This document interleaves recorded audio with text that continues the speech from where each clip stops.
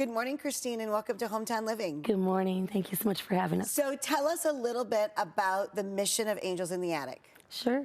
So Angels in the Attic started just to help women and children leaving their abusive situation. Our whole goal is to help alleviate the financial burden of starting over.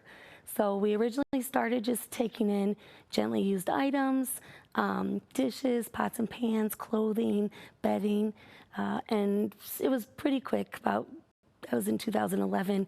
2016, we realized getting our 501c3 would allow us to raise funding and help with the actual financial barriers, like getting into new housing with a security deposit and such. And what was your inspiration for starting this mission? Sure. So I went through 9.5 years of physical abuse myself, and I left on my 4th time, but the national average is 7. And I've been in this genre long enough to know that not all of us make it out. And I was fortunate to make it out of my situation. I can remember sitting on a mountain in Tennessee in the middle of nowhere, and I just promised God if he would help me stay alive, that I would go anywhere and everywhere he wanted me to go. And we've been on this journey ever since. Wow. So. And how important is it for this organization and for women to understand that they have the support where they may leave empty-handed, but they won't stay empty-handed? Yeah, I think it's actually absolutely vital, whether they're leaving and moving into a new place and they have that money, or they're at the shelter and they don't know where they're going.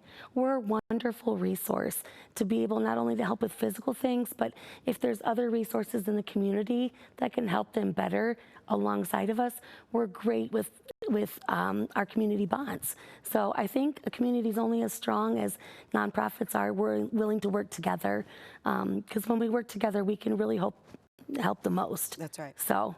And you just got a new space? Yes, we did. I'm so excited. Yes, we are so excited. So we just moved in on the backside of Town and Country. We have a 3,700 square foot warehouse. And of course, we're in that phase where we're working on sponsors to help us do our build out. There will be some drywalling and flooring and shelves to be built to spec, but we're operating, we're up and running. We have volunteer days and drop-off days, and they can contact us for those well, I guess the best would be AITA4000info@gmail.com.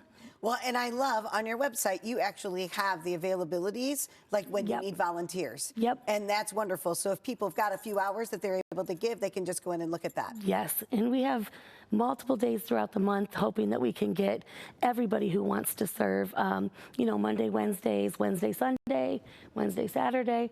So there should be a day on there that you can find really to come down and just see what we're doing, understand how we're working, and most of the volunteers then say, I'm going home to clean my closet, which is wonderful. So we absolutely love our volunteers. We couldn't do what we're doing and serve at the capacity without them. So. And you guys have an event coming up. We do.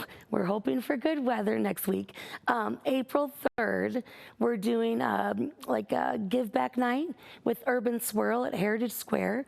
So 20% of everybody's purchases, along with gift card purchases, will come back to Angels in the Attic. You just have to tell them you're there supporting Angels. So, and who doesn't want? I know, right? I mean, gosh. So, what's your big dream for Angels in the Attic? Oh my gosh. I dream so big. I hope someday that we can really provide transitional housing. But my biggest dream is that anybody who's on the border right now, just really not sure and they need out, that they just pick up that phone and give me a call.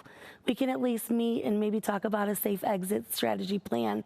I don't want anyone to feel alone when they're going through this, and I don't want anyone to feel like there's not help out there. So there is an abundance of help, and I'd be happy to point them in the right direction or walk with them for a while. I love that. Well, thank you so much. And thank you for what you do for our community. Thank you so much.